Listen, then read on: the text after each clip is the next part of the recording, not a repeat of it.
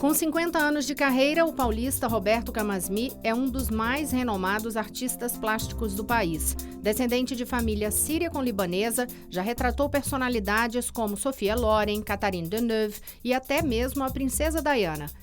Além dos famosos retratos, pinta flores, madonas, paisagens e imprime sua marca numa série de produtos, como abajures, malas, agendas, joias, bolsas e até vasilhames plásticos. Para Camasmi, a arte tem que ser popular. Nesta conversa, ele fala de sua carreira, de seu processo criativo e de um projeto de reality show que terá como foco a descoberta de novos artistas plásticos. Roberto Camasmi, olha que felicidade, que energia esse lugar. Já tem que comentar isso, que energia a sua galeria. É verdade, a minha galeria tem tudo, são 50 anos de trabalho, né? Tem que ter energia para dar e vender, né? E esse espaço realmente é um espaço que eu gosto muito, é um espaço onde eu trabalho, onde eu recebo meus clientes, onde eu crio toda o meu universo, porque eu tenho um universo particular, eu acho que todo artista tem um universo particular, né? Então é muito lindo, numa bela esquina de São Paulo, nos Jardins, vou dar até o endereço, com a Bela Sintra, esquina de Lorena, não sei se pode, mas já dei. Não, pode, não tem problema. Até porque tem uma coisa curiosa que acontece aqui na frente. Quando você pinta ali, virado para a rua, as pessoas param para ficar acompanhando. Isso é muito legal. Isso fez com que houvesse uma história muito grande. E aí o Amaury Júnior passou por várias vezes e falava assim, mas Roberto, essa gente que está toda aí, você atende? Porque eles pintavam junto comigo.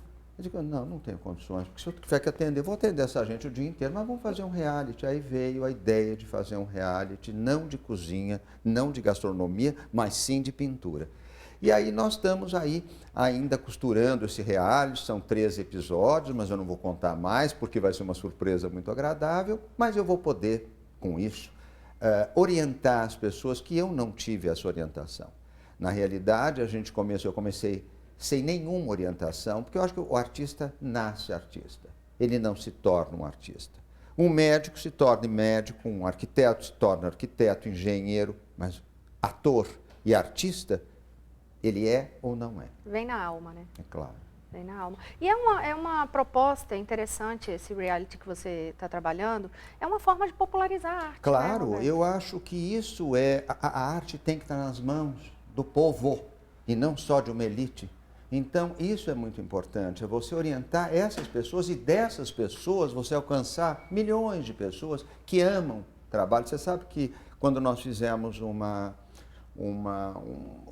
chamada para que viessem, nós fizemos um piloto, apareceu, gente tão boa que você não pode imaginar e está aí escondida.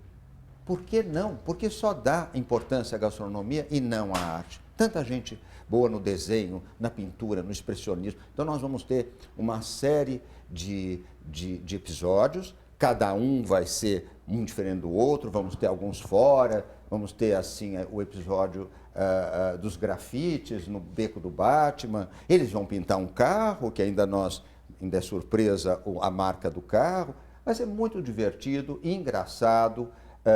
Eles vão fazer muita coisa errada e nós vamos meter o pau. Isso é que vai ser bom, vai ser muito bom. E é legal porque aí o público vai poder realmente interagir com essa questão da arte, porque às vezes quando a gente fala em arte, galeria de arte, aí você fala no artista plástico, parece um mundo tão distante, algo tão inacessível. E aí a gente ouve, inclusive, as pessoas dizerem assim, mas para que eu vou olhar a exposição e a galeria? Eu não entendo nada de arte. A arte não se entende. A arte se gosta ou não. Você tem que parar na frente de um quadro e falar assim, eu gosto disso. Não importa a técnica, não importa o que é, eu gosto. Essa história de parar na frente de um quadro e dizer eu não entendo nada de arte, isso não pode, é burrice. Sinceramente, desculpe, mas é verdade. Você gosta ou não da obra. Eu gostaria de ter essa obra na minha casa, essa não. Mesmo que seja de um Leonardo da Vinci, um Michelangelo, não gostaria de ter. Isso é entender arte. Você gostar ou não. A cor ser interessante ou não, a atmosfera ser bonita ou não, figurativo ou abstrato, não importa. E uma vez mais, tocar a tua alma na hora que você olha aquilo ali, né? Sem dúvida, mas é por isso que eu digo, nós precisamos educar um pouquinho, educar nesse sentido, da pessoa poder entender um pouquinho mais o que é a arte. A arte é tão vaga, né, hoje em dia aqui no país, porque eu não tive essa orientação. Quando é que você se descobriu artista, Roberto? Nossa senhora, eu estou fazendo 50 anos de trabalho, será que são 50 anos de trabalho? Aí você vai dizer assim, eu estou bem, vocês acham que eu estou bem? Eu não tenho 50, tá eu estou ótimo, muito mais que isso. Mas esse ano eu estou fazendo 50 anos de trabalho e eu comecei muito cedo, com 11 anos de idade, e criando a Capela Sistina no puxado da casa da minha avó. Aí vocês vão dizer, o que é puxado? Puxado é uma coisa tão antiga, né? Mas o puxado era o fundo da casa dela, onde... porque ela não admitia, como meu neto vai ser artista, artista não presta, artista não ganha dinheiro, porque era libanesa, e libanesa como é que é, né? Tem que ganhar dinheiro. Se não ganha dinheiro, não é ninguém. E aí, então, eu comecei lá no fundo, e um belo dia ela descobriu e mandou caiar. Caiar também é outra coisa antiga. Caiar é passar cal em toda a minha pintura, que era uma criança de 11 anos. Imaginem vocês, eu comprava aquarelinha ainda de papel, e com essa aquarela eu pintava o teto. Imaginem, eu fiz um andaimezinho e tudo. Então, tudo isso, como eu sou ariano, eu sou muito teimoso. Todo ariano, ele teima mesmo até o fim. E aí eu comecei todo o meu trabalho, comecei com os retratos também, quer dizer, além de toda essa obra. Não, é só para acabar um pouquinho, Rô. Imagine você que quando ela descobriu, ela mandou caiar tudo. Você sabe onde eu fui parar? Dentro da sala dela um belo dia. Porque lá em Capivari, ela era de Capivari, aí perto de Tietê, Campinas. E o pessoal começou a comentar, eu dava entrevistas para o Estado de São Paulo, para o suplemento feminino, naquela época existia o suplemento feminino, eu fui capa do suplemento feminino. E aí um belo dia ela disse assim, ela começou a escutar as pessoas, né, dizendo, mas o seu neto, dona Helena, sabe onde eu fui parar? Dentro da sala dela pintando o Pelourinho da Bahia, mas você em Nanquim. Então a coisa foi melhorando, né? E aí, depois disso, eu passei para os portrés, em preto e branco. Aí, realmente estava no auge isso. Ibrahim Sued sempre ajudou muito, o grande colunista do Rio de Janeiro. Ele era eu e Luiz Jasmin. Você não lembra? Luiz Jasmin foi um outro retratista, também da década final de 60, começo de 70. E que fazia as mulheres mais elegantes do Rio de Janeiro, como Carmen Marim Veiga, Teresa de Souza, todas as socialites do Rio, e eu aqui em São Paulo fazia as mulheres mais elegantes de São Paulo, por Tavares de Miranda, que foi um outro grande colunista aqui de São Paulo, da Folha de São Paulo. Agora, como é que chegou a ser, porque você virou realmente o queridinho das celebridades para fazer esses retratos e teve ali a oportunidade privilegiadíssima de retratar pessoas como Sofia Loren, a princesa Diana. A Sofia Loren foi muito interessante, porque eu tinha terminado uma exposição em Paris, na La Domée, que é uma galeria na Place Saint-Sulpice, e ficou algumas obras minhas. Ela, naquela ocasião, ela foi exilada da Itália para a França, e ela foi para o apartamento de Carlo Ponte, que ficava na 36 Avenue Georges V, na Avenue Georges V. E quem fez a reforma do apartamento foi François Catrou, que havia estado na minha exposição quando eu fiz, que não eram retratos, eram figuras imaginárias. O meu trabalho sempre foi figurativo. Dificilmente eu faço abstrato, mas faço também. E aí, eu estava já no final, as crianças eram pequenas, o Dodô e o Carlos. Ele me enviou ela gostou da obra, enfim, para se fazer um portrait. E foi me enviada essa foto linda dela com os dois assim abraçados, e foi um sucesso tão grande que você nem para ser feita para esse apartamento, que até hoje é bem em frente ao Hotel Georges V. E aí a coisa, mas na realidade eu comecei em Paris mesmo, nunca morei lá, mas eu comecei lá, porque Lucia Curia foi uma modelo brasileira, gaúcha, linda, e que Madame Chanel gostava muito. Ela foi para Paris, ela foi a manequim vedette de Madame Chanel, e era uma brasileira que foi com a minha cara. Eu fiz o primeiro retrato dela, ela foi a precursora de tudo isso, viu? Antes mesmo. E ela era muito amiga de todas as celebridades, Marise Berenson, Virna Liz, Silvana Mangano, Ai, foi muita gente. Foi uma época glamurosa, linda, gostosa. E, afinal de contas, o portrait é uma coisa que imortaliza uma pessoa, um período bonito da sua vida. E eu estou aqui, hoje, fazendo aqui o nosso trabalho, tanto com vocês aqui. No caso dos retratos, tem algum que você gostaria de ter feito? Ou algum especial que você diz, este eu ainda vou fazer? Eu adoro o que eu faço, eu adoro o portrait, porque eu acho que você coloca... Eu acho que o portrait não é só a semelhança. Claro que tem que existir a semelhança, mas tem que existir a alma da pessoa. Por isso eu coloco a pessoa, eu faço um ensaio fotográfico, eu converso com ela. Muitas vezes tem muitos maridos que fazem surpresa para as esposas. Isso eu acho bom, ao mesmo tempo nem tanto, porque você não conhece a pessoa. E eles não querem, porque eles querem que ela não saiba. Então eles me trazem aquelas fotos, geralmente com óculos e bolsa e coisa. Eu falo, olha, não está bom. A foto tem que ser limpa, a foto tem que ser a face, em boa qualidade.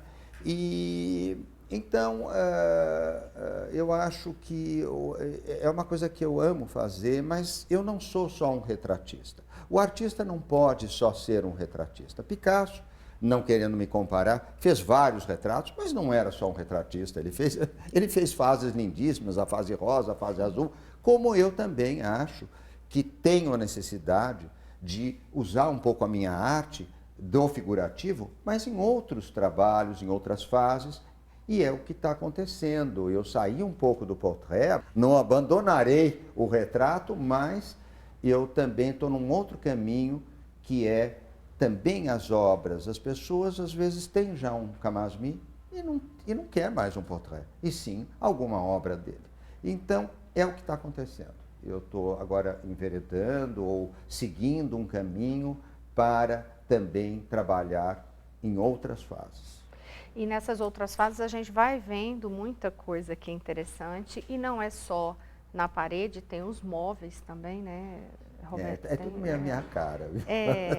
Essa galeria é muito você mesmo, né? Sua alma está toda jogada aqui. Você sabe que uma das fases bonitas, depois vocês vão ver, é a fase da metamorfose. São cabeças feitas em borboletas, e nessa ocasião eram cabeças imaginárias, mas acabou tendo 2 ou 3 retratos da Luísa Brunet, da Adriana Galisteu, e foi muito interessante. Vocês vão ver essa fase, que não são só de retratos, são de figuras imaginárias, todas criadas em flores e borboletas.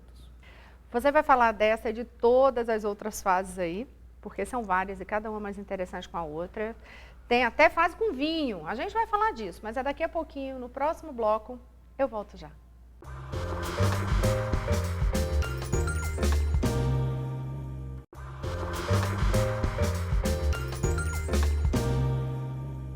Estamos de volta, hoje eu converso com o artista plástico Roberto Camasmi. Camasmi, a gente estava falando no bloco anterior das fases, né? A fase das borboletas, tem 2 que eu particularmente gosto muito, que é a das Madonas e aquela fase que você faz com pintura em vinho. Então, fala um pouquinho dessas fases pra gente. Isso é engraçado, foi uma série, naquela ocasião eu perdi minha mãe e eu fiquei muito abalado, e eu quis então, no primeiro ano sem ela, no Dia das Mães, a primeira ação foi Mães de Chocolate. Aí, como trabalhar com chocolate? Naquela época, Vicky Muniz fez a série dele, Chocolate, lindíssima.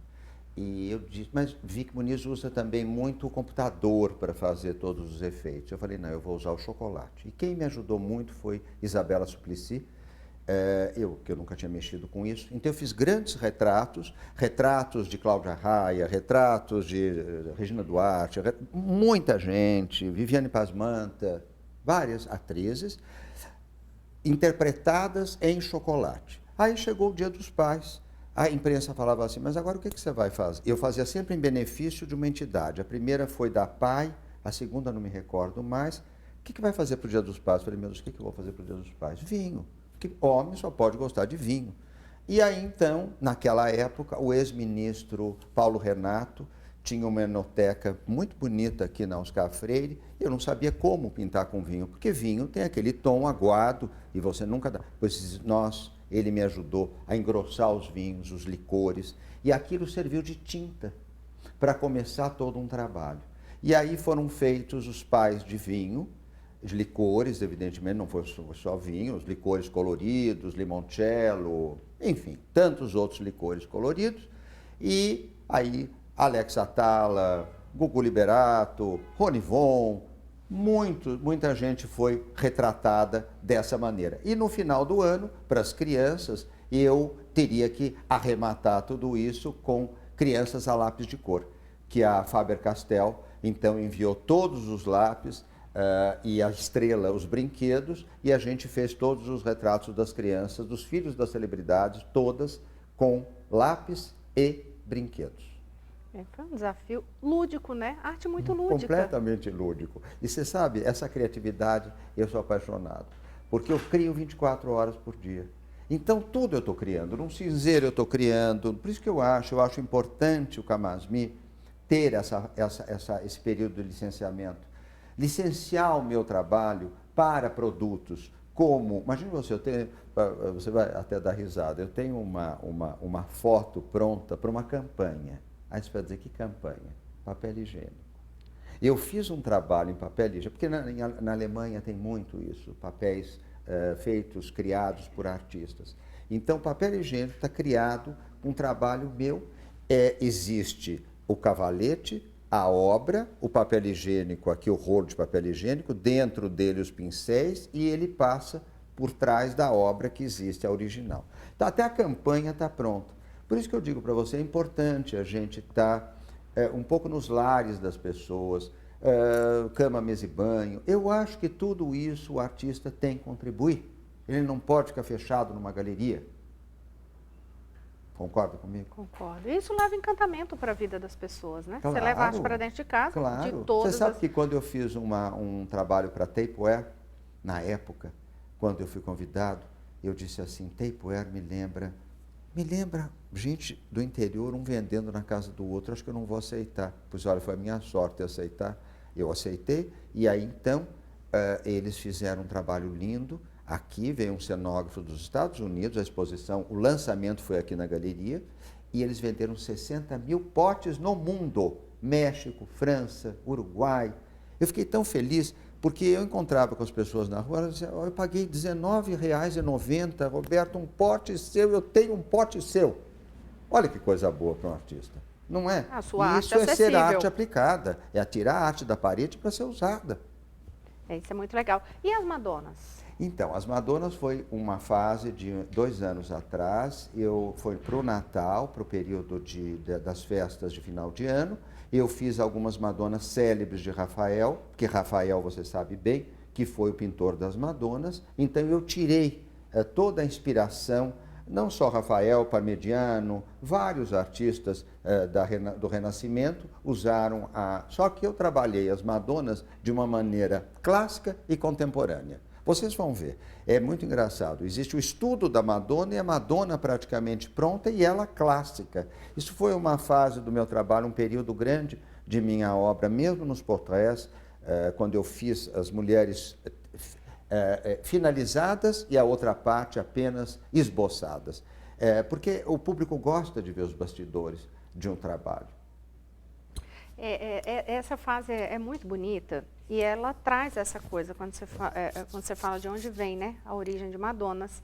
Aí eu tenho uma curiosidade, porque não só aqui na galeria, a gente vê muitas das obras ligadas a alguma coisa com religiosidade, como ao longo da tua história mesmo, a tua carreira, tem muita coisa ligada à igreja. Inclusive o ano passado, desculpe te interromper, eram os 300 anos de Aparecida e os 100 anos de Fátima. Eu fiz uma série, que aliás eu gostaria depois até que vocês vissem, os telespectadores, Fátima e Aparecida. Eram a arte cinética. O que é a arte cinética? É a arte da luz e do som.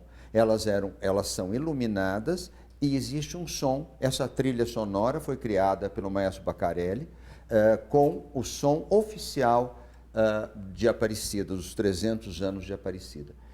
Eu acho que o artista está aqui para interpretar o momento. Se o momento é esse, é esse. Na questão aí de religiosidade ainda, você se sente tocado de alguma forma, assim, espiritualmente, quando você vai fazer suas obras? tem uma influência espiritual? Eu tenho, sim. Eu não sou dado a isso. Até a Elaine está comigo há mais de 30 anos e às vezes eu falo, Elaine, e eu não sou dado a isso. Não sou dado assim, eu não sou uma pessoa espiritualista, não. Sou muito realista. Mas tem momentos que eu pinto e não são minhas mãos. É muito engraçado. Eu vejo a obra, eu idealizo a obra e aí eu vejo ela pronta. Eu digo, meu Deus do céu. Mas eu fico arrepiado só de falar nisso. Mas não é sempre. Não é. Mas eu acho que existe sim alguma coisa. Porque o artista tem uma sensibilidade muito maior do que as pessoas normais. Porque ele vê as coisas, ele tem que interpretar as coisas. Ele não pode fazer daquilo um hiperrealismo. Uhum. Você é um vanguardista. Sempre foi um vanguardista. Você se considera assim? Quer dizer, as pessoas tratam a tua obra como uma obra de vanguarda. Você se rotula? Eu não acho, não penso assim. Eu não acho que a minha obra... A obra de vanguarda é a obra contemporânea. Eu tenho contemporâneo. Eu adoro contemporâneo. Mas eu sou uma pessoa... O meu trabalho, na realidade, começou dentro de um clássico. E ele passou por vários estilos. Ele chegou ao contemporâneo.